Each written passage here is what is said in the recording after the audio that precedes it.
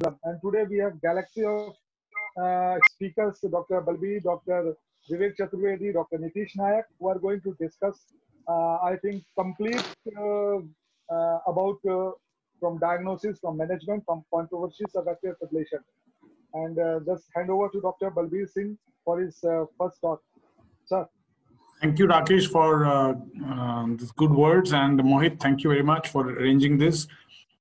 So I will have to be excused after my talk. I will request Vivek and Rajneesh to take up the questions because I have to rush into another symposium. Sure, sir. So basically, when we talk of rate versus rhythm control, what we do actually mean is rate is to reduce the heart rate, forget about atrial fibrillation. Rhythm is to restore sinus rhythm. If God made P waves and if God made left atrium and right atrium to contract before the ventricle contracts, so there was a purpose. So if you say that sinus rhythm is no meaning, atrial fibrillation is good if you can control the rate and say that I achieved the target, I would be not so happy. But the data has been very confusing. Now let's look at rate versus pharmacological rhythm control in more than 6,000 patients, mostly older, with no or minimal symptoms. And one of them was an AFFIRM trial, which the primary endpoint was mortality. And in the primary endpoint, even though this p-value is not too significant, there was a trend to higher mortality in the rhythm control group. And if you look at other trials, there's been hardly no difference between rate or rhythm control. This has created a lot of confusion amongst physicians that both are equally good, which isn't true, which is not really true. The problem in the AFFIRM was that most of the patients where rhythm control was attempted were not in rhythm control. They were in AF itself. Second problem was Codron was used as a long-term agent and Codron had huge toxicity.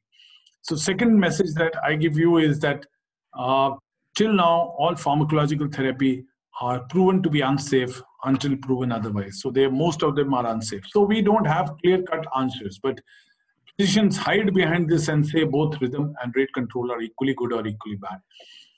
If we look at the ORBIT AF trial, it was done in the US clinics. 68% of the patients are managed with rate control strategy, only 1/3 with the rhythm control strategy. Patients followed by EP are more symptomatic and treated with rhythm control approach. In 90% of the AF patients have symptoms, but only 32% actually go for the rhythm controls, telling you that how biased physicians have got, that both are equally good.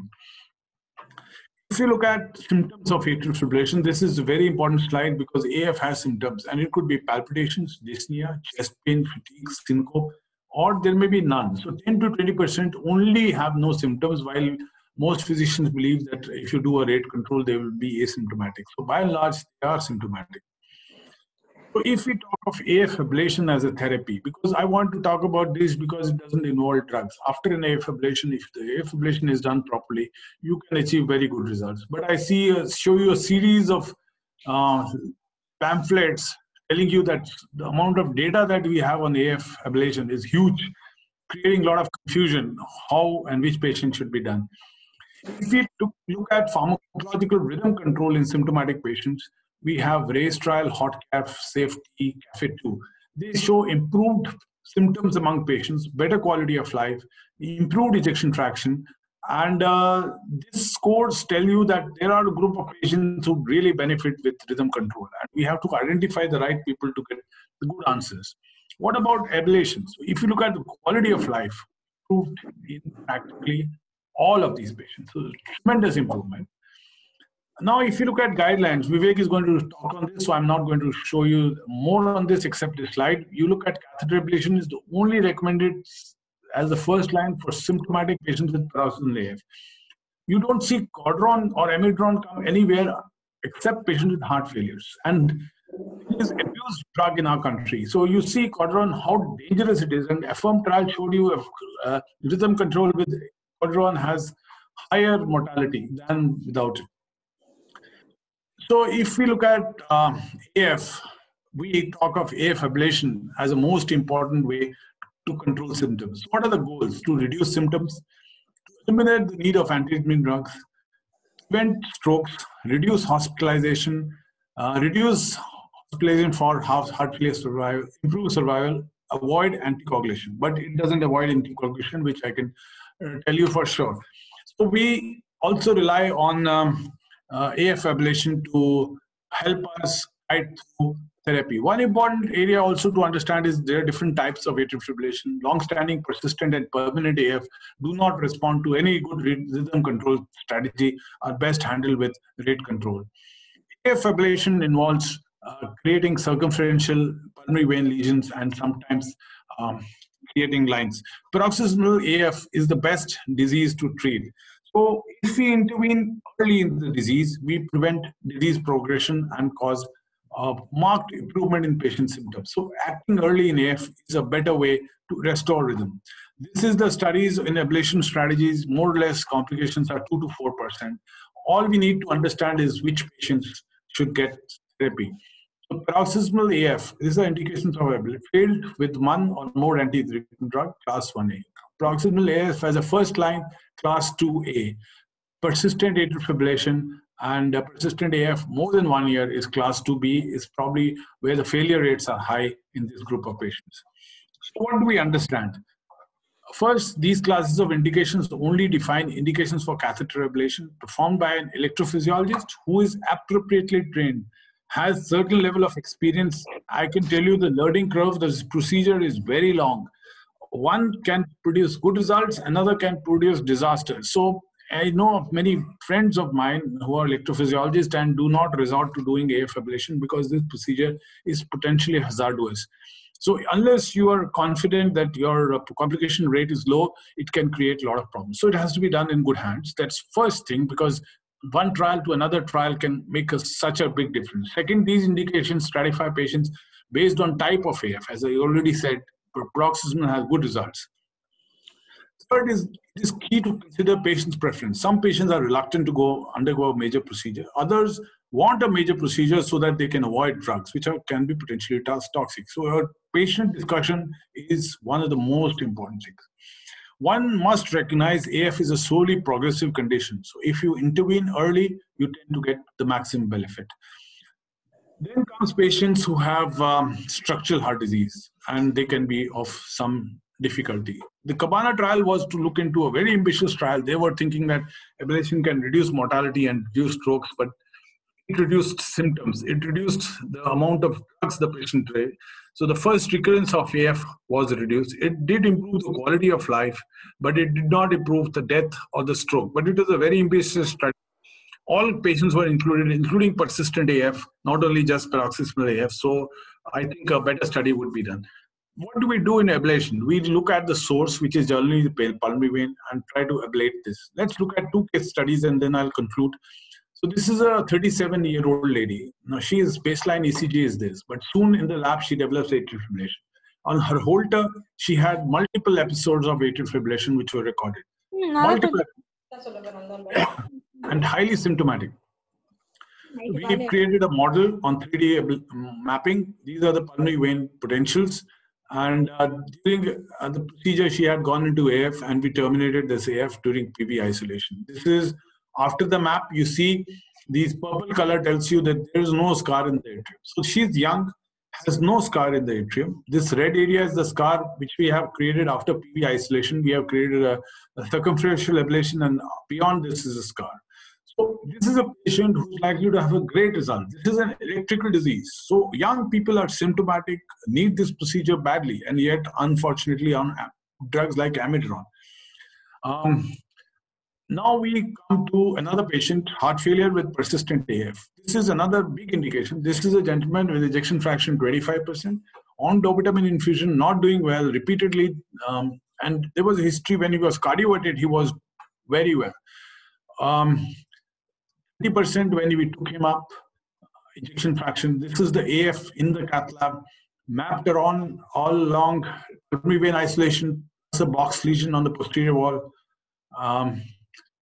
More lesions in the areas which were having the nests of drivers of this atrial fibrillation. He was restored into sinus rhythm. And a few weeks down the line, ejection fraction improved nearly to normal. So heart failure with atrial fibrillation is one of the very important indications where we have to consider rhythm control in many patients, and there's nothing better than ablation. So 10 things to remember regarding AF. There is strong evidence that it improves quality of life. In patients with symptomatic paroxysmal ablation, catheter ablation is getting on very up in the list as a rhythm control strategy. Catheter ablation of symptomatic persistent is reasonable, but you have to accept there are going to be failures. In long-standing ablation, I'm not very happy to do them if they are more than 1 year. It is reasonable to do it even in patients who are 65 and above. There is one very important indication, tachybrady. Now, I get patients who have tachybrady syndrome, and most of them have been offered pacemaker. You do catheter ablation, may not need a pacemaker at all. And if you give a pacemaker, they continue to be symptomatic with AF. So this is one very important indication. Asymptomatic, I'm not keen to intervene unless they have a low ejection fraction. Anticoagulation is to be recommended for at least 2 to 3 months, but in those who have a Schatz-Vaz score, it is lifelong. Discontinuing anticoagulants is only based on Schatz-Vaz score, not your success of AF ablation. It should be performed in expert centers, which I already said. Frequent monitoring post-ablation is going to be required. And thank you very much for your hearing. And I hope I have presented what I wanted to present, that rhythm control and it has a place and a big place. And one should not just give it up that rate control and rhythm control are same things. They are not. You will have young patients, symptomatic patients, heart failure, breathing difficulty who benefit tremendously with rhythm control. And rhythm control to me is ablation as the first line. Drugs are second line, because success of drugs are poor. They have serious toxic side effects. Thank you very much. So as I said, I have to leave, and I would request Vivek and Rajneesh to take up the questions if there are any for me at the end of the session. Thank you. Thank you. I think the second talk is in continuum of the same, so it would be pertinent that Dr. Vivek talks and then all the questions combined can be taken. I think Dr. Vivek, you would resonate with that? Absolutely, I think. Yeah, please go ahead. Fantastic. Thank you.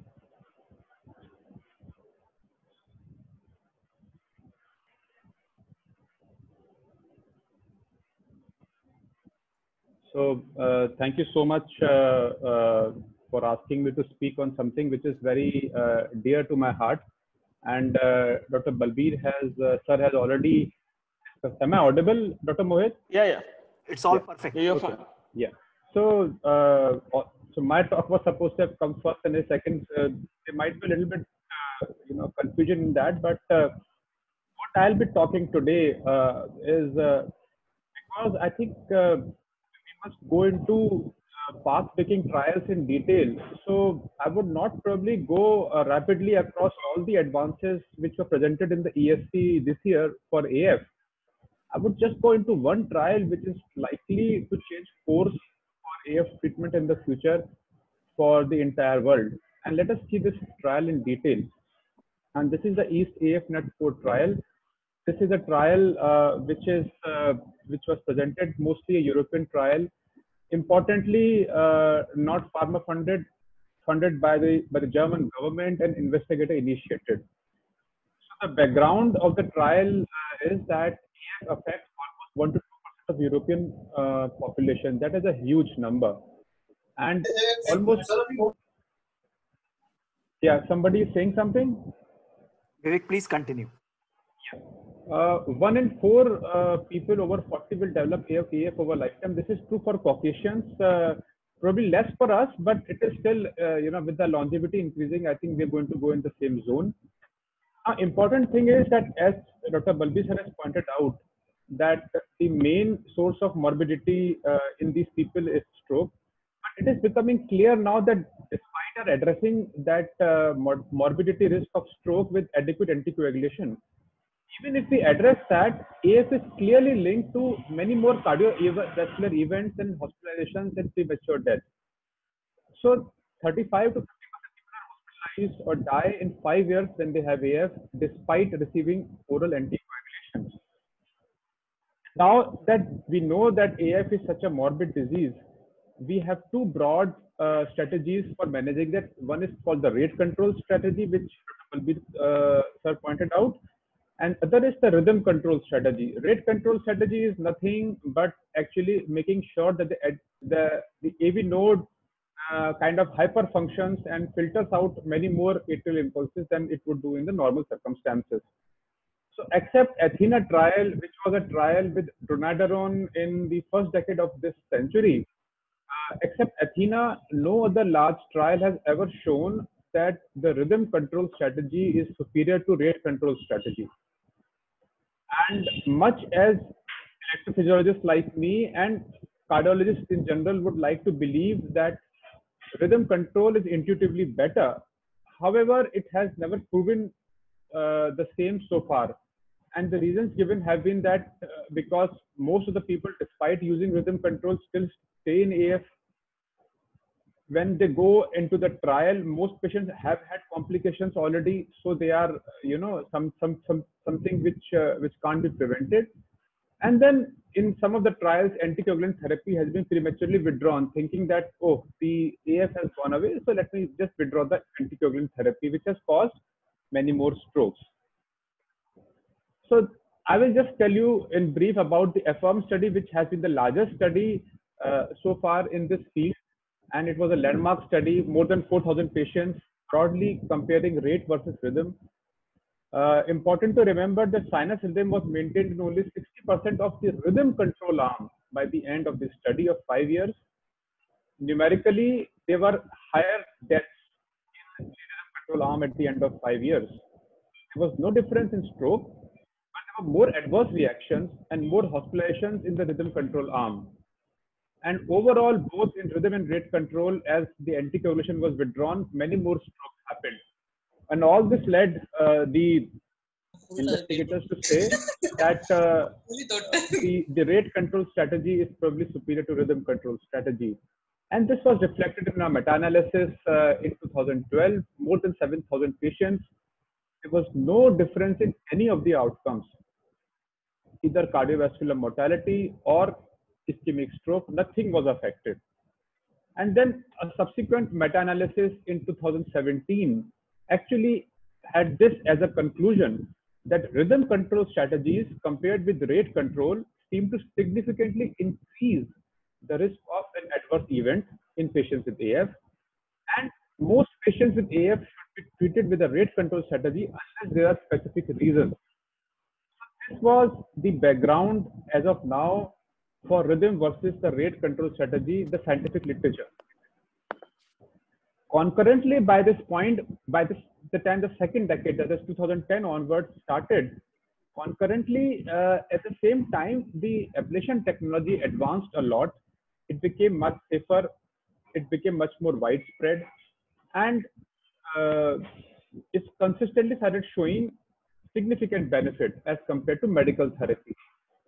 And if you can see in this meta-analysis of 2019, then overall, as well as in patients with heart failure, there was a significant reduction in all-cause mortality.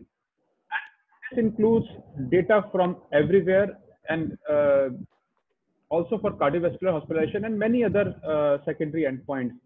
Now, this includes many path-breaking ablation studies like the Cabana, the Castle AFS, Camera MRI, AATC study. All these studies, which in the last 7-8 years or so have shown these significant benefits which are accrued with catheter ablation as a kind of a rhythm control strategy. So at one point, the rhythm control strategy is hampered because it is not showing to be beneficial. However, when we see the ablation versus medical therapy, where medical therapy is a mix of rate and rhythm control, then catheter ablation comes out to be a alternative.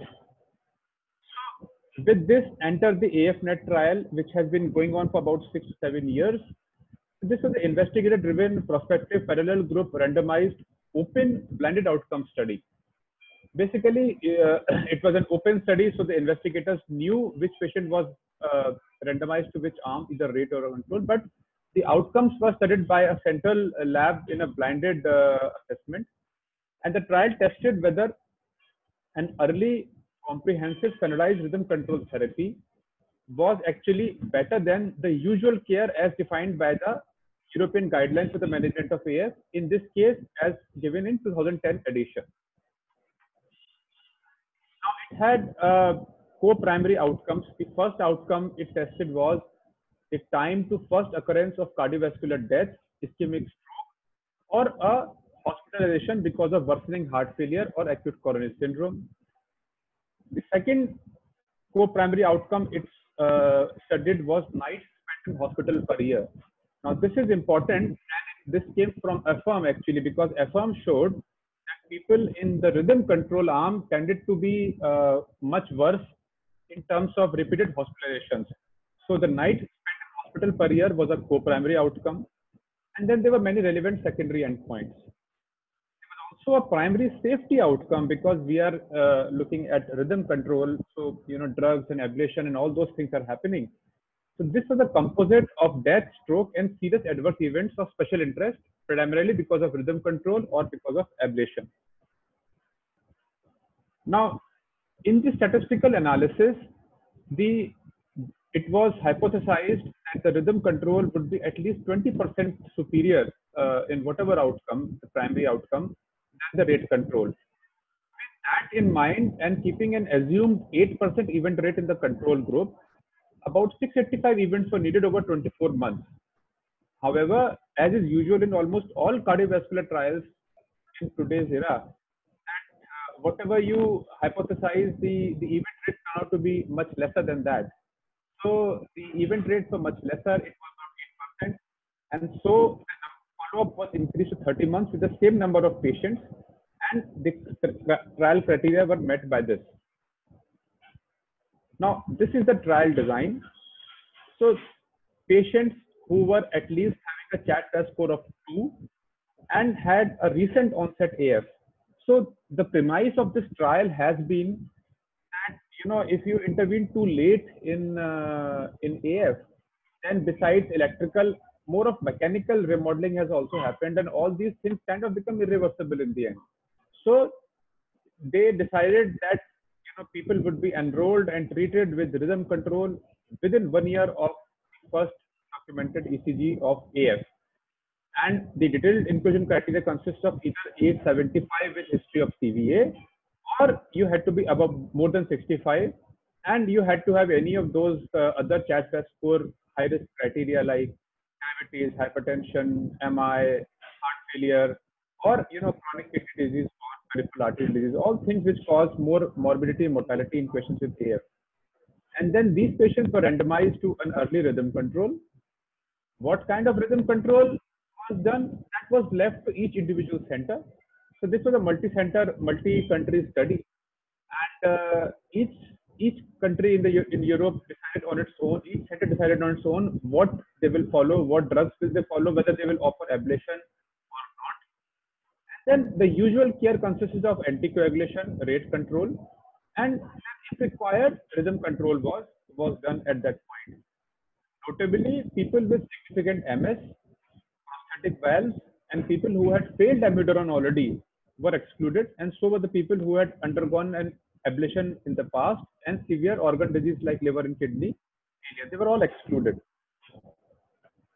Standard management of in the rate control arm consists of an adequate antithrombotic therapy, a resting heart rate of 80 to 100, and reduction of cardiovascular risk factors, which is the so-called upstream control of the AF risk factors. In the rhythm control arm, the drugs given were amiodarone and dronedarone, flecainide, and propafenone. Cardioversion was done for persistent AF. Did not wait for the customary 4 weeks. It was done early, and ablation was done as per the local guidance, and reablation in case of recurrence was offered. So these are the baseline characteristics of these patients, and this is something I would like you to look closely at. The mean age was 70. Now this is the standard age for all the AF trials, but remember that it has been shown, and I showed you earlier also, that it is younger people who tend to benefit more with aggressive reduction of AF, and 70 is quite advanced age in that sense. In Europe, AF onset typically happens in late 50s and early 60s. Also remember that traditionally it has been said that women don't benefit so much with ablation. Almost half of the population here was the women. They were obese. Again, a factor where the rhythm control strategy has traditionally failed. And almost 1/3 people had actually the first episode of AF. Now, this is an interesting thing, and many people are not aware, but the prognosis and outcome of first detected AF is same as a persistent AF. So, all in all, about more than 65% people were actually kind of advanced AF category. Half of them were in sinus rhythm at that point, and about 1/3 were asymptomatic. So this was not just a symptomatic population; it had asymptomatic patients also. The CAT score was 3.4, so definitely again much more comorbidity. About 1/4 had heart disease, and then about 40% had valvular disease. Notably, about 90% patients were already taking anticoagulation, which is what the current guidelines mandate. Now, if you look at the study treatments in the control arm, at the beginning, only 8% received ablation. Now, that is very surprising, especially because this was predominantly a German study and ablation is very aggressively used in Germany. But, ablation is the thing which people always say is the only thing which helps, really, and not the drugs. But here, ablation was just 8%, almost 16% with amiodarone, and about 20% with amiodarone and dronedarone, and then 35% had flecainide. By the end of 2 years into the study, almost 1/5 of the patients had undergone ablation here. As is expected, because amiodarone long-term maintenance is very difficult, the number of people with drugs had reduced.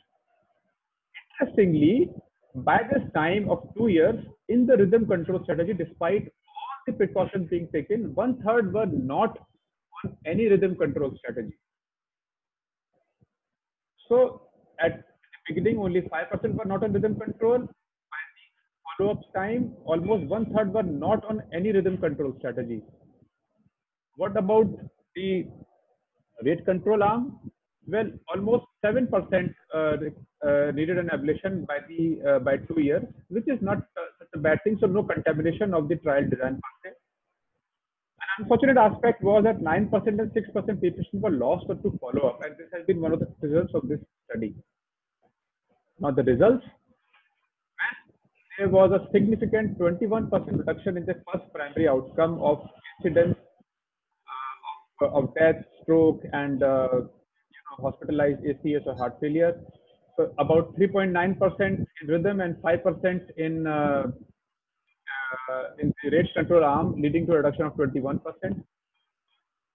Note that although it is very significant, 20% reduction, in actual terms, this is just a reduction of 1.1 event per 100 population treated, which means that the number needed to treat would be about 100 to get avoid one primary outcome. But this was all concordant, so the death was also significantly reduced by 30%, and so was stroke. The second primary outcome of night in hospital was not different between the two, which is a good thing for the rhythm control, which means it does not lead to too many admissions in the hospital. Sinus rhythm was maintained in 80% of people here and 60% of people there. The primary safety outcome was also same in both. However, as expected, the adverse events were significantly more in the rhythm control group, but by itself, as an absolute number, they were not very high, about 5%. So these are the results. These results were consistent across the different subgroups. Just to summarize the results again, significant reduction in primary outcome, although overall event rate has been low, but significant reduction in the primary outcome and from death and stroke, all three of them, while the night spent in hospital remained the same, and the safety aspect is also the same as in the rate control arm. So to analyze the study, I think the benefits shown in the study are that superiority is shown even within an advanced subset. So I mentioned to you that these are the people who are 70-year-old, they have significant comorbidity, but despite that, we have been able to show that you can actually, even with medicines, not just ablation, but even with medicines, you can try to maintain the rhythm, and you will be rewarded with better patient outcomes with that. Aggressive treatment is safe. It does not lead to more nights. The study also kind of tells you that it is the early treatment of AF which is important. You have to catch the patient early. A lot of times we see the first episode of AF and we say, oh, okay, let us wait for some more time before it becomes established, and we will see what is to be done about it. Many times there is no anticoagulation offered to these people. And let me tell you that the thromboembolism rate of first detected AF is as high as that of persistent AF. The study has shown for the first time that you can afford to maintain sinus rhythm in a high proportion of cases with safety in this case, and that there are low adverse events, and it is the maintenance of rhythm which matters more than the means, which are either drugs or ablation, and that oral anticoagulants are good for everybody, whether rate or rhythm is being pursued. What are the limitations of the study? Well, the absolute difference in risk is only 1.1. Some people might say that this is not really as important as one would say. There was a significant attrition rate of 9% and 6%, which is concerning. And then stroke and death, if you would have noticed, were there in both primary as well as in safety outcomes. And there is some thought that including stroke and death in both efficacy and safety part actually kind of dilutes the safety part and may lead to a wrong conclusion. Then, because the trial was open to the investigator, things like hospitalization for heart failure are something subjective, and investigators may be biased in that sense. The results are not applicable to AF which is treated post 1 year. And that is an important thing. But I think after this trial, almost all of us would actually sincerely try to keep a patient in sinus rhythm after 1 year too. Also, weekly ECGs, which was done in this trial to look for rhythm status, are actually not enough, and that has been shown. However, I think that is still a very minor limitation. So that, my friends, was the EAST trial. The two other important things which happened in AF scenario here in EST, one was RATE AF trial was presented, which has again turned the table for digoxin. Permanent AF, when digoxin is compared to beta blockers, actually they both were found to be equal in the primary outcome, but in secondary outcomes, it was found that digoxin kind of improves the quality of life, which is a huge thumbs up for digoxin, a drug which has been abused and has been. I actually haven't used digoxin unless I'm really compelled to do so for the last 10 years. And then the new AF guidelines have come, which are, I would say, in terms of actual substance, probably remain the same as the last guideline, except that much more lucid, much more visually graphic, and much more easier to follow, and with more emphasis on rhythm control and on ablation. Thank you so much for your time. So over to the panelists for the discussion. Dr. Rakesh Yadav, Dr. Rajneesh Sardana, Dr. Ankit, Dr. Nitish. And Thank you. Yeah. Thank you, Vivek. That was wonderful. I think it was a contrarian view from what Dr. Balbir said, but in a way, I think we were concordant. In a way, we were discordant. I think there is a place for both. AF ablation as a good therapy, it is here to stay, and we've seen how the graph has gone up. But we should not forget that there are a large number of people who still need rate control more than the rhythm control. If there are any questions, we can take an initial comment from the rest of the panelists, Dr. Bansal, Dr. Yadav. Very good, Dr. Rajneesh. I think still it is a very debatable subject. Still, the person who are doing AF ablation always advocate that it should be ablated. All AF should be ablated. Person who are not doing, they still say no. It can be very well managed with the drugs. So still the things are going on. As personally, I say that it is not so good to be loved, and ablation is not too bad to be hated. So as Dr. Rajneesh says, It is an in-between thing which is always applicable in these situations. So I think let Same. us, sir, complete the third talk first. Then we will have a Okay. discussion. Okay. That will Let's be go a to the better thing. anticoagulation. Ah. Professor Nitish Naik, are you there? Nitish is going to talk on the Dr. Nitish. anticoagulation. So welcome, Professor Naik, and he's such an eloquent speaker. I think we'll love it. Dr. Nair or Dr. Nitish? Okay, over to you. We'll talk of a practical, he's asked me to speak on practical evidence-based approach to anticoagulation. So I'll start off from there. I mean, I thought there might be some discussion around the new guidelines that have just been released by ESC. But it's important to note that when they ask you to comprehensively assess your patient with atrial fibrillation, it's important to note while they lay stress on symptom severity, the severity of the burden of disease, they are very, in the first cogwheel that they create is in assessing the risk of stroke for a particular patient. And in fact, when they have made the useful acronym that how do you assess your patient for atrial fibrillation, they ask you for the ABC pathway, and it starts with anticoagulation again. That is, you need to really understand how you can adequately anticoagulate your patient and avoid future strokes for this person. Now, in our country, the difference is that when you assess a patient for stroke, the most important thing to assess and understand is many of our patients have valvular AF as opposed to non-valvular AF elsewhere. And the CHA2DS2-VASc score obviously only applies to these patients. And we very well know about the CHA2DS2-VASc score. And we should understand that it starts to sort of take off in increasing the stroke risk at somewhere around, the CHA2DS2-VASc score of around 1 to 2. And that is where the guidelines are clear that if you have a CHA2DS2-VASc score of 2 or more, then you would clearly need an anticoagulant.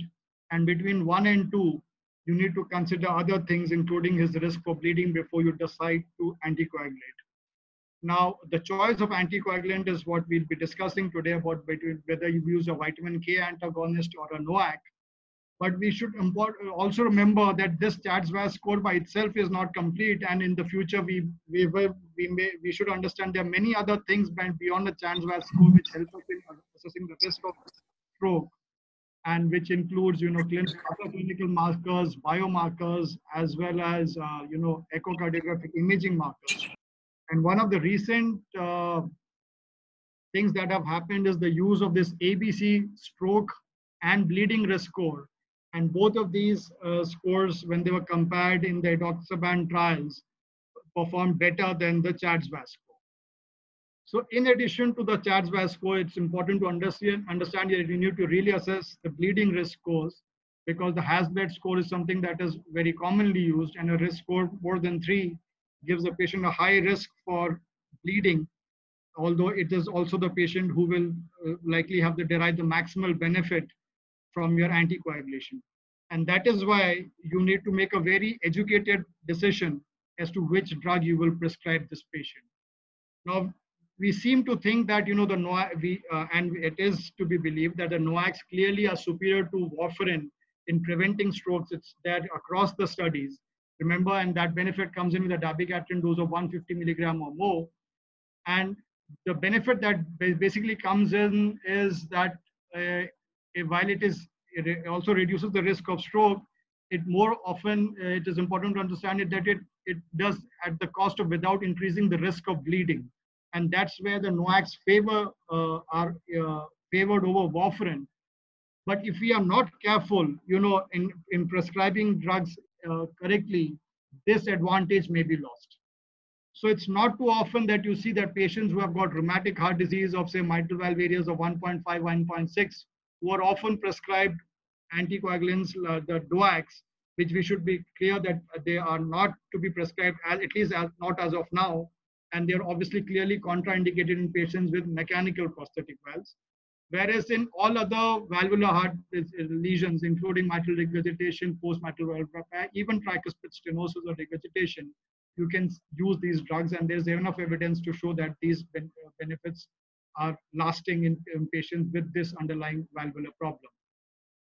Now, before we dismiss warfarin, we should understand that it is important to take the score into consideration in understanding the risk of anticoagulation induced problem on warfarin. And this is the same TTR score, not very often used, because one of the risk factors is the non-Caucasian race itself increases the risk of having a problem on NOAC, on warfarin. But if a person is well controlled, if you have a patient who's doing really well on a vitamin K antagonist, remember that in whatever trials that are there, when they've compared the three drugs, dabigatran, rivaroxaban, and apixaban, they have shown that there is no difference in the risk of stroke prevention. And in fact, the bleeding risk is better only if you were to prescribe apixaban or dabigatran, and rivaroxaban actually did not do as well. So it's understand whenever you shift a patient from a vitamin K antagonist to a DOAC, you should be also careful about which drug you use. So when you make this decision to switch from a vitamin K antagonist to a NOAC, one of the things that you should remember is that it takes about 2-3 days for the NOAC effect to wane away, and that will obviously depend on the starting INR value. If the INR value at the time of switch is less than 2, you can do that immediately. But if it's in the range of 2.5 to 3, you may have to wait it out by doing a daily check of INR before making that switch. On the other hand, if you want to do the reverse switch, that means a patient is on a NOAC or a DOAC and you are unable, and the patient you feel will be unable to do that vitamin, will be unable to continue that drug. The switch to a vitamin K antagonist can be done immediately.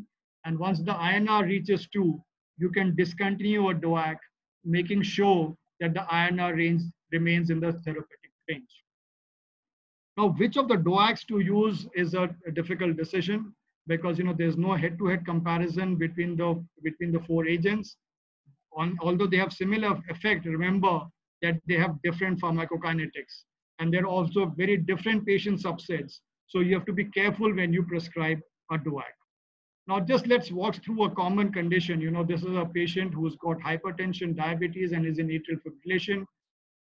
All his baseline tests are normal. He's on an ACE inhibitor, and he's been prescribed verapamil for some reason for rate control. Now, which of the drugs do you use? Do you use dabigatran, do you use apixaban, or do you rivaroxaban? So let's evaluate this patient. Now, remember, we should understand that dabigatran is a prodrug, and it is dependent on the kidney for its clearance, and it is dialysable, whereas apixaban has a significant non-renal route of clearance, and rivaroxaban also has a third of its clearance is dependent on the renal excretion. However, remember, rivaroxaban also has important differences with the other drugs in that its bioavailability is seriously affected by food, and you therefore have to give it on an empty stomach. So, and this is one of the guidelines that I would really request you all to read, and something that I'm sure that many of us would not be reading. And the reason for that is there's so much more happening on the plate of an interventional cardiologist that such medical therapy is often forgotten. And that's one of the challenges of current day cardiology, where there are more drugs than we started training with it. Especially for me, there was the only anticoagulant that I knew of when I started training was warfarin, and to have 4 more of them is a serious, challenge to my cerebral space. So it's important to understand that, when you use these drugs, you have to use them responsibly, and not as the companies say that you can just give a drug and forget about it. So this is one slide that I thought that would be useful for your knowledge. I'm sure many of you know it, but for those who don't, remember that all these drugs depend on a protein called P-glycoprotein, which is for their resecretion into the gut. And there are many drugs which inhibit this resecretion into the gut. And therefore, if there's any drug that inhibits this secretion, then the drug levels go higher. So if your patient of atrial fibrillation is concomitantly being treated with amiodarone and verapamil, remember the level of anticoagulant effect in the body will rise seriously, and you cannot co-prescribe amiodarone and verapamil if the patient is taking dabigatran. Apixaban and rivaroxaban do not face this difficulty, and therefore there is no such issue. On the other hand, CYP3A4 is another enzyme that is an enzyme inhibitor, and drugs that are enzyme inhibitor or enzyme inducers can seriously affect your drug levels. And therefore, if in our country, if there's a patient who's taking, say, rifampicin, cannot be prescribed one of these DOACs, because that will lead to a serious decline in the levels of plasma levels, and the patient will be seriously under anticoagulated. The same applies for drugs like carbamazepine, which may be given to a patient with AF, stroke, and seizures. And in this patient, you may be seriously underdosing this patient if this patient is receiving a DOAC. There are many other classes of drugs, and the most important of them would be the drugs that are used for cancer therapy. And these drugs can seriously affect, anticoagulant levels. So whenever your patient on DOAC is on one of these drugs, you should be careful in your co-prescriptions. Remember that renal failure also affects seriously the level of DOAC activity. Apixaban would be the safest among these drugs. Dabigatran should be used very cautiously, if at all. And remember, therefore, if a patient has CKD, you should be prescribing apixaban or rivaroxaban in the lower dose, 15 milligram per day. Edoxaban is not generally available. You would certainly not want to use dabigatran or normal doses of rivaroxaban. And remember, it's not the creatinine value, but the creatinine clearance that is important. And therefore, you have to not only look at baseline, but also look at creatinine values on follow. On the other hand, if the creatinine clearance is seriously low, then you would have to switch back to vitamin K antagonists and try to maintain TTRs above 70%. If the patient is on renal replacement therapy, then according to the ACCP guidelines, you can use 5 milligram BD of of apixaban as well. Now, GI in a person who's got history of GI problems, you'd be cautious with if in prescribing dabigatran and rivaroxaban, and therefore you should not be using these drugs in patients who have got history of any GI issues, especially GI bleeding. When it comes to elderly people, again, apixaban seems to do better than the other drugs. Although you should understand there are no head-to-head trials that can really help you take an educated decision on this. I think so. This is a repeat slide.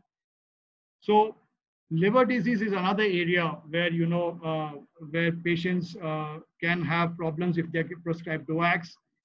Generally, this would be done in consultation with a gastroenterologist, and you need to seriously look at all these values, which can be easily missed in a busy everyday OPD practice. So coming back to our patient who had hypertension, diabetes, and atrial fibrillation, and normal renal and liver function, he's on verapamil 40 mg TDS. So amongst these 4 agents, I think, at least in my view, using the higher dose of verapamil might be an issue. I would prefer a slightly lower dose, or apixaban or rivaroxaban, or at least if I would like to use dabigatran in the higher dose, I would like to switch over, stop verapamil and switch over to any other drug for rate control. Now, when it comes to use of antiplatelets along with anticoagulants in patients with atrial fibrillation, it is again a difficult area, because these things can coexist, and you have to balance the risk of thromboembolism from the risk of stent thrombosis and ACS. So let's look at another guy. This is a patient who's had a STEMI. He's diabetic, hypertensive, and somebody's prescribing dabigatran for his atrial fibrillation. He had his last dose a few hours back. Now, how would you manage this patient? Would you be confident in giving this patient fibrinolysis? Would you like to shift him to the lab and do a PCI? Load him with aspirin and clopidogrel because he had his dabigatran dose just a few hours ago? Would you like to omit the dose of unfractionated heparin? Or would you like to take this decision in the lab, load him with aspirin, clopidogrel also in the lab, all the decisions once you do an angio? Or would you look at some other strategy? So these are the various options in this patient. So let's see what should we do. Now, if you look at the evidence, remember that when they started looking at this, they started with long ago, nearly 7-8 years back, when they tried to compare a triple therapy in which they use 3 drugs, that is clopidogrel, aspirin, and anticoagulant, versus a dual antithrombotic therapy, they showed that the incidence of events was much higher of bleeding events in patients who were on triple therapy. And the same thing continued in the ISAR triple trial when they try to use an abbreviated triple therapy of 1 month of clopidogrel and 6 months of aspirin versus 6 months of all 3 drugs. Again, there was no improvement in the efficacy points. So it was shown that triple therapy was worse. And after that, you have had 4 trials which have combined various doses of dual antithrombotic therapy with various doses of triple therapy. And in all these trials, whether it was with dabigatran, whether it was with apixaban, with the rivaroxaban, or with edoxaban, all these trials essentially showed that there was a significant reduction in clinical bleeding when you used a dual antithrombotic therapy, that is one anticoagulant with one antiplatelet. The antiplatelet that was generally used was clopidogrel. You had similar rates of stroke, but there was some evidence to show that the rates of myocardial infarction and MI were either slightly increased or they were just similar. And there was no the effect on mortality was neutral. And in fact, when recently, there have been 4 meta-analyses that have looked at it. They have shown that while the strategy is useful in controlling the stroke rate, the risk of MI and stent thrombosis is slightly higher when you use a dual antithrombotic therapy. And in 2 of the meta-analyses, the stent thrombosis rate was also a little higher. So as per now, one of the practical recommendations that you can think of is that when you have a patient with ACS and who is on an anticoagulant, and you should prefer a strategy of PCI. And when you take that patient for PCI, you have to give them unfractionated heparin or low molecular weight heparin. I don't think so. We use low molecular weight in our heparin mostly in our practice, so it's going to be unfractionated heparin. You should use an antiplatelet, which is going to be clopidogrel. And the dose of aspirin, although in these trials was limited to 1 to 14 days, current guidelines suggest that it could be useful to give it for a month at least. And the decision that you will decide and things that will help you in making this decision will be the complexity of the lesion that you handled at the time of PCI. Obviously, you will prefer radial access, and you should generally co-prescribe proton pump inhibitors in these patients. The same generally applies also to patients who have got chronic stable angina. You would like to limit aspirin therapy up for a month and co-prescribe clopidogrel for various periods from 3 to 6 months, depending upon the thrombotic risk that you anticipate after your PCI. So if we go back to a patient who had that STEMI and who had an OHA, who had a DOAC maybe a few hours ago, what would I do? I think so fibrinolysis is not clearly a preferred option. If I were to consider fibrinolysis, then I would like to reverse the dose of dabigatran with some therapy. Shifting the patient to the PCI lab with aspirin clopidogrel, but no unfractionated heparin is clearly out, because you need to give this patient unfractionated heparin. Should I load the patient in the emergency, or should I load the patient after performing a coronary angio? General evidence is that you should do it in the emergency itself before, and because this is supposed to improve myocardial salvage. So is the story over? No, because this is not the only thing that will help you decide. Now you need to decide what would be the dose of aspirin, how long would you like to use it.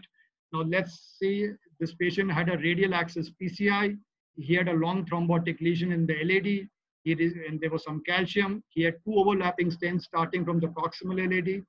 Now should I give this patient aspirin for a week, for a month, for 3 months, 6 to 12 months?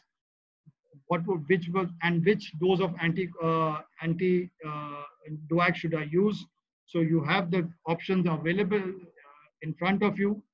And if you were to ask me, I would say I would like to take this decision based on a couple of risk factors. I would like to assess his risk of stroke, so assess his risk for bleeding, and also look at other procedure related issues that will help me guide in taking this decision. Now, this patient had uncontrolled blood pressures, which I feel should be controlled better to reduce the risk of bleeding. So that score can come down to 2. The risk of thrombotic lesion will obviously depend upon the operator, what he saw over there. Did he do a good, I would make sure that I get adequate stent expansion. The stent length is not in my control. If I have a dissection flap distally, then I would need to consider using an antithrombotic, antiplatelet therapy for longer. And amongst the doses, I think so the safer dose would be either dabigatran 150 milligram per day, rivaroxaban in 20 milligram, or apixaban 5 milligram twice daily. Now, there are many other practical issues that come up, and I don't think so we have the time to go through this. But remember, there are many other decisions that have to be taken, and I will skip all these things to just conclude that, you know, the basis of anticoagulant therapy is to assess both stroke risk as well as bleeding risk. And you really need to update your knowledge on the pharmacokinetics and pharmacodynamics of oral anticoagulants. Don't be over enthusiastic or over cautious, because both things are detrimental. Don't co-prescribe antiplatelets concomitantly, because they have very limited utility in preventing strokes. Thanks a lot.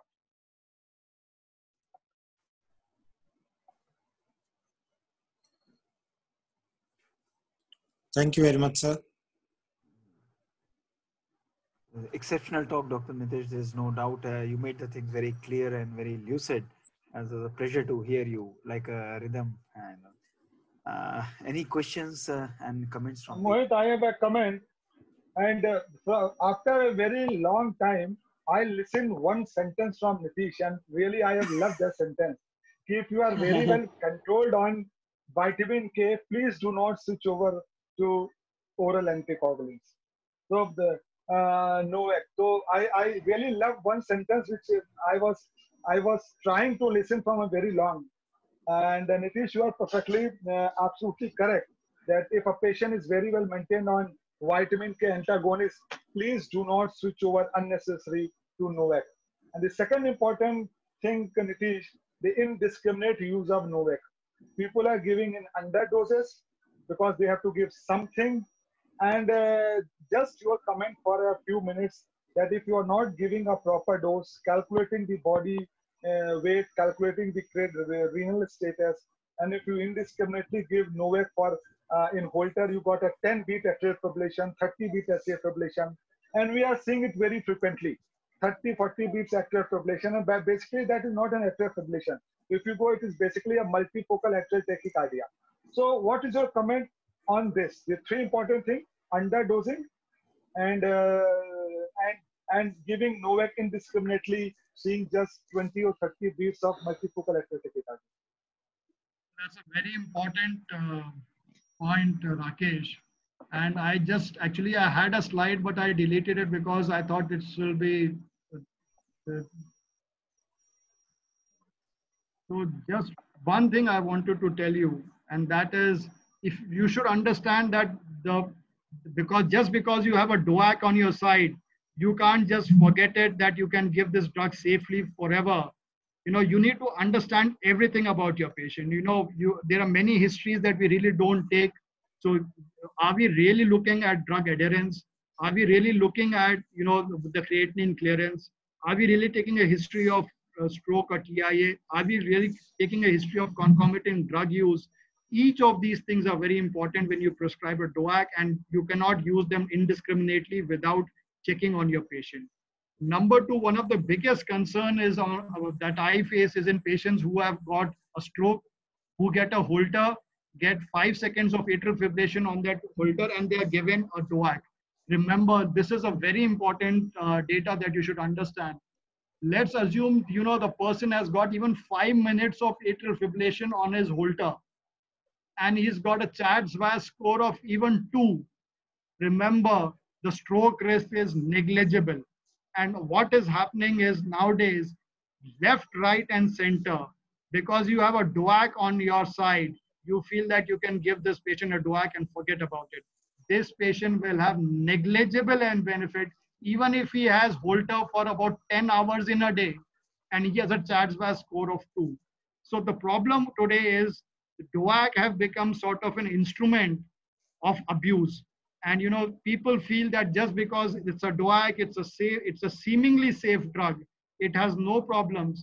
We are undertreated, we are grossly misusing this drug and can create serious problems for our patients if indiscriminate use is continued. Thanks a lot. I think this is still under investigation, and the answers are still awaited. Whether the atrial high rate episodes on Holter or on pacemaker interrogation really contribute to the strokes or not. As you said, yeah, we are probably over treating some of the electrophysiologists. The others are probably not. But I think there are a couple of studies going on which are going to answer this in the future for us. They are about 4 5. It is not a cardiologist, but it is a neurologist who are treating these patients, and they are giving left and right DOAC. What Nitish is very affirmatively, very boldly selling, I think this is a very important message to all the physicians. Then don't over treat those patients. And what Nitish is telling, I 100% endorse his evidences and his comments on this.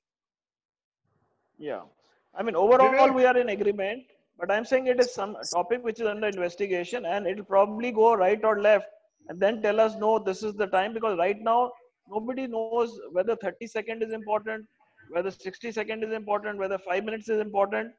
And the trials, when they looked at what is the definition of atrial high rates, also varied. Most of them agreed, I think, that if it is more than 1 hour duration in a Holter, they will be counted as atrial high rate episodes. Yes, Vivek, you were saying something. Yeah, I would just like to make a few comments on what has been discussed. Firstly, regarding the NOACs and staying over in VKs, I think in today's scenario, definitely this decision is not left on a physician alone. Even somebody who is perfectly well controlled on a VKA, as of today, with the evidence which is there, it is our duty to at least inform the patient. And then it has to be a shared decision making of whether he would want to continue on a VKA or he would want to switch over to a NOAC. Needless to say, NOACs are also have their own problems. And every visit at NOAC, you are supposed to actually look at the body weight, the concomitant medications, and the creatinine clearance. So that is point one. Point two is regarding the atrial high rate episodes. Now, this controversy has actually arisen not because of a Holter. AHREs are typically done on cardiac internal devices. And in that, it is very clear, the guidance till now is that, anything less than 24 hours is actually not very significant. Artesia trial is going on right now, and it is one of the largest trials which are looking at this. So we do not know, but as of right now, based on AHRE alone, the recommendation is that you need to more frequently, opportunistically monitor for AF in these patients. That is the current recommendation. The third point was about AF ablation and drugs.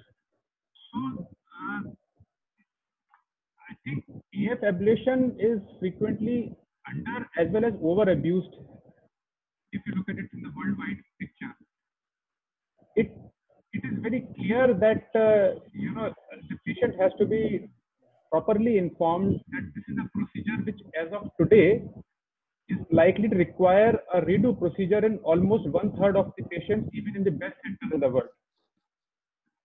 Given that there is a 1/3 risk of recurrence of AF after an ablation, given the fact that there is about a 5% complication rate, including serious complications, and I think if it is offered to people who are younger or people who are having severe symptoms, I think that is the group in which, again, this decision has to be made. It has to be a shared decision again. It has to be, the patient also has to be a party to the decision of whether this can, whether he wants an AF ablation or no. Regarding the medicines, the problem with amiodarone is also that amiodarone is, I think it is over thought of as having too much toxicity. It is not a bad drug at all. The problem comes when we try, when we don't reduce the dose. We keep on giving it in a high dose. That's when the side effects become a problem. Obviously, in a younger patient, you would not want them to keep on taking amiodarone for life. So it becomes quite clear that it is the younger patients who would automatically become subjects of ablation, as well as older patients with heart failure and refractory symptoms. Thank you. So I wanted to make the same point. If you look at both the Kavana trial and the East trial now, both of them have picked up patients who are either more than 65 or more than 75 years of age.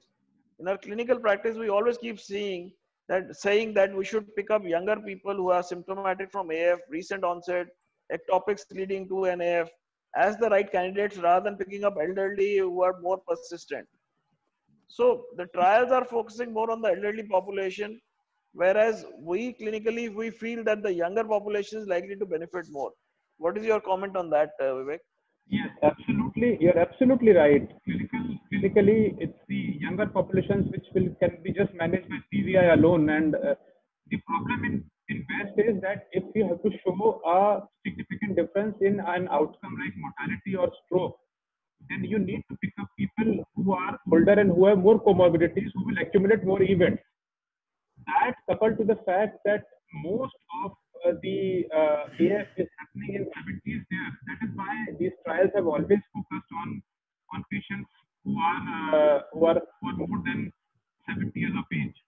I would just take this opportunity to have one more thing to the trainees and everybody here, is that we are remarkably reluctant to cardiovert these patients, especially they are old. In the last 1 week, I have cardioverted 3 old patients who are in terrible symptoms, but they have been kept on being seen and prescribed amiodarone. Even if the AF is not converting, the amiodarone just keeps on being given. I If totally agree. AF hasn't converted, then amiodarone has no purpose to it. Either don't give amiodarone or just cardiovert the patient. Cardioversion is a remarkably safe procedure which is underutilized for atrial fibrillation. Okay. Very valid point. I think Vivek you made is that don't use amiodarone if it is not working to maintain sinus rhythm. So if your rhythm control was the idea and you failed in that, I see a lot of patients, as you said, who continue to be on amiodarone and they are basically being managed when it has failed. So amiodarone is a toxin to be used only if you think it is working to maintain a rhythm. If you're looking at a rate control, absolutely get rid of it. And this problem is more with non-electrophysiologists, so more with cardiologist intervention, where they continue to use amiodarone and say, fine, it is atrial fibrillation, so amiodarone is a given. So I accept, and cardioversion is a good tool to be used. I definitely use it when the episode is the first episode, or if the last time our cardioverted worked for a couple of years. If it has not been recurrent, then I use it. Even I have patients who have cardioverted 3 times, 4 times over the last 10 years. So if it gives you a couple of years and then you cardiovert again, I use that quite often as long as the patient understands and accepts it. I would also request Dr. Ankit and Dr. Raghav if they have any comments. And Dr. Nitish, one question that has been posted that one patient has undergone multi-vessel PCI 15 days ago with a DAPT of aspirin and ticagrelor and has a AF also. So triple therapy can be started with ticagrelor or patient has to be shifted to clopidogrel. These trials had used ticagrelor in a very small subset of patients. And ticagrelor, so we really can't say what would be the safety point from a safety point of view. But triple therapy beyond a month would certainly not be, has not been tried. Especially, but if the patient has gone left main stenting, multi-vessel stenting with, with bifurcation stent strategy. But even with that, the maximum duration of therapy has been restricted to about, triple therapy has been restricted to 1 month. So Prasugrel is a total no, I think. Prasugrel is not recommended. And about 10% patients were on ticagrelor. So we can probably look at it. Is that correct? Has also been used, but clopidogrel would be the safer drug to use. Yeah. Is Dr. Ankit, Dr. Raghav, any comments from Vivek, sir? Yeah. Sir, I have a few questions for you, sir. Go ahead, Ankit. Sir, what is your take on the management of obesity and obstructive sleep apnea in patients undergoing ablation or even after ablation? Because in the recent data, the management of obesity and obstructive sleep apnea has a great role in AF patients. Absolutely agree with you. I think in the last 5 years, especially with the work of Prashantam Sanders from Adelaide, it is very clear now that risk factors are a major drivers of and perpetuation of AF. And this holds true for at each and every place in AF. There's a trial which has shown that whether it is for recurrence of native AF episodes, whether it is recurrence of AF after ablation, tackling obesity and obstructive sleep apnea are two major things which have to be done. In fact, any person who comes to you with AF, two questions which you often forget to ask are that of alcohol intake and that of obstructive sleep apnea. And I think it must be asked to all these patients. Simply just taking care of these two risk factors alone can decrease AF to a significant amount in many patients. Thank you, sir. One more question, sir. Opportunistic screening has been recommended in the new guidelines. So what do you think, how practical opportunistic screening is in India? I think opportunistic screening in India, the way it can work is, and we have been recommending this, that each time a person actually visits a healthcare provider, whether it's a nurse or it's a doctor, at least that person, the healthcare provider, should put his hand on the pulse. That is the easiest and simplest thing for a resource constrained setting like ours. Simple palpation of pulse is, I think, enough for all of these patients to for diagnosing AF in these patients. The other thing is, obviously, now with so much extensive workups in the neurology departments for stroke, very aggressively we should look for AF at least in patients in whom there is no significant extra or intraperitoneal disease. And that part again has to come, the push has to come from cardiologists. So one last advice you should give to your residents. What is your practical tips and tricks to use flecainide? Because it was the most commonly used treatment in the East AFNet trial. In 35%, the drug was flecainide. Yeah. So can you give some practical pulse? Correct. So flecainide is a very, very underused drug in Indian scenario. I will tell you where it should not be used, because that part is very clear. So somebody who has had an MI, who has a scar in the heart, that kind of a person, or somebody with heart failure, again, it should not be used. There is still some controversy of whether you can use it with mild LVH or no. Hypertension with mild LVH, people say that 15, 16 mm of thickness, and more than that you should not use it. So if you're prescribing it for hypertension, then probably you should look at EPO very carefully. Although I talked to Dr. Sam Asirvatham, and he felt that any amount of LVH is a contraindication for flecainide. In all practical purposes, in a person in whom I am about to start flecainide, if I don't know his coronary status, I would recommend that the person undergoes a CT angiogram and an ECO before you start flecainide on this person. Flecainide is an excellent drug. I think it is. This is one of the drugs which is underutilized in India. Very few people actually use it, and so the drug is also not available widely because of the same reason. But used in proper dosages, which in India I think should be a maximum of 200 mg unless somebody is really obese. I think it's a very good drug that should be used for AF. Thank you very much, sir. Dr. Raghav, anything? Dr. Yeah, so thank you, Vivek sir, thank you, Nitish sir, for an excellent session we had today. So although we are running out of time, we still want to continue with the discussion. Just a small thing to comment, sir. Dr. Balbir actually mentioned about something called that we can use AF ablation effectively for patients with tachycardia syndrome. So how should we choose our patients with tachycardia syndrome for AF ablation versus pacemaker implantation? Because not all patients will benefit from pacemaker, and not all patients will benefit with AF ablation. So we have to carefully choose therapy in these patients, sir. So basically, Vivek, are you going to take that? Yeah, definitely, sir. So basically, this has to be a very individualized decision. I'll give you an example of a 70-year-old man who came with history of flutter and EF of 30%, and in between he was having syncope, and syncope was obviously related to the Brady episode. Now this person, after the flutter for about 1 month, still stayed in severe sinus bradycardia, but eventually his heart recovered totally. So this has to be a very individualized decision, as you absolutely said, right?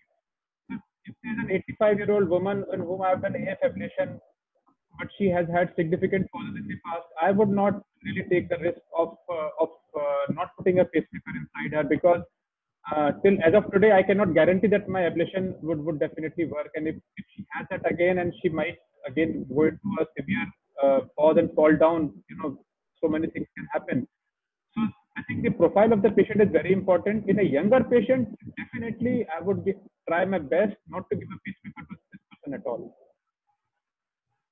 So if the patient has good heart rates, I would say in sinus rhythm, I would refrain.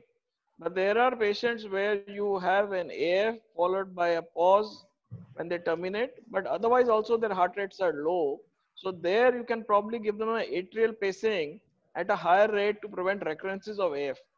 So it can work both after ablation, otherwise also with medication pharmacologically if you're maintaining rhythm, and you can use atrial pacing at a faster rate to prevent recurrences, and it does work.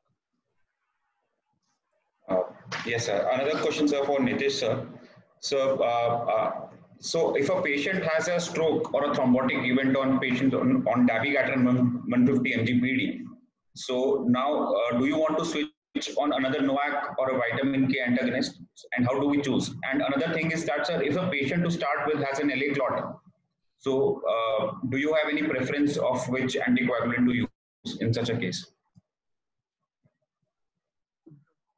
Good questions, Raghav. So, if the patient has had a thrombotic episode on, so we should know that these were not superiority trials. These were non-inferiority trials, and each of these trials showed that the drugs didn't do worse than warfarin. So if the patient has had a recurrent stroke, then you would clearly prefer the higher dose of, you should see that it was the patient inadvertently prescribed a lower dose, because not so often you see people being prescribed a lower dose of an anticoagulant for the wrong reason, like 15 milligram of rivaroxaban, or maybe 2.5 milligram of apixaban, which may have been erroneously prescribed. So, but if it's not been erroneously prescribed, then you would like to go to the only drug which has been shown to show superiority has been dabigatran in a dose of 150 milligram twice daily. So that would be one of the treatment options that you would like to escalate to a dabigatran 150 milligram twice daily. Now, so that would be my preference. The second question that you had was that if a patient has a left atrial appendage clot, what would be my preference? So clearly, there are no very clear guidelines on it. Generally, you would like to use the higher dose of the anticoagulant and the more safer dose. Now, they have not really, I'm not really aware of any study that has separately looked at the time to resolution or the incidence of thromboembolism on different of one NOAC versus another. But my understanding would be over here, you would prefer a drug in a higher dose, which would be with the apixaban 5 milligram BD, dabigatran 150 BD, or rivaroxaban 20 milligram OD. Vitamin K antagonists, we know, have done well. We know that they I'm sure they have done well, but then the TTR is an issue. So I think so that's another area where you might consider a vitamin K antagonist also for a short period. But my clear preference would be for a DOAC. I would prefer one of the higher doses of the three drugs. Thank you, sir. See, we are missing a point here is that all the anticoagulant, whether it is NOAC or it is acetrom or oral anticoagulants, they all prevent further thrombus from occurring. It does not increase your lysis. So lysis has to happen on its own. So if you have a thrombus, you have to just pray to God that doesn't go somewhere else while you prevent any further clot formation. For that, I think, as he said, if you have a person with a clot, the most effective treatment right now would be a dabigatran 150 twice a day. Nothing else is going to probably lyse, and you don't want to lyse by giving fibrinolytic agents at this point. This is the problem that you get when you have to take a patient for cardioversion. When you take a patient for cardioversion, you would like to, you may wish to do a T. And if you do a T and you find a clot, then, you defer the cardioversion for some time. Until such time, whether you want to make an alteration in if this clot happened on a DOAC, would you like to change your DOAC? That is, I think, so what Raghav was essentially asking. Yeah, so dabigatran 150 twice, that's the best available as of now. So I would, if a patient is already on that, I would probably not change. Okay, thank you so much. Thank you, Dr. Nitish and Dr. Vivek, for exceptional talks with very clear understanding and making the things as usual very simple. And thank you, Dr. Balbir. He is not here. And thank you so many people who have joined. And I was seeing that just before the question, not even 2 or 3 people had left, and that shows the level of clarity and understanding with which you delivered. Many people are asking that whether this thing will be available or not. Yes, it will be available on a YouTube channel of the CSI Delhi branch, which I have posted in the link. You can definitely watch this talk. And if you want to listen to it again, thank you so much again. And thank you, Dr. Ankit, Dr. Rakesh Yadav, Dr. Raghav, and Dr. Sardana for such an exceptional job.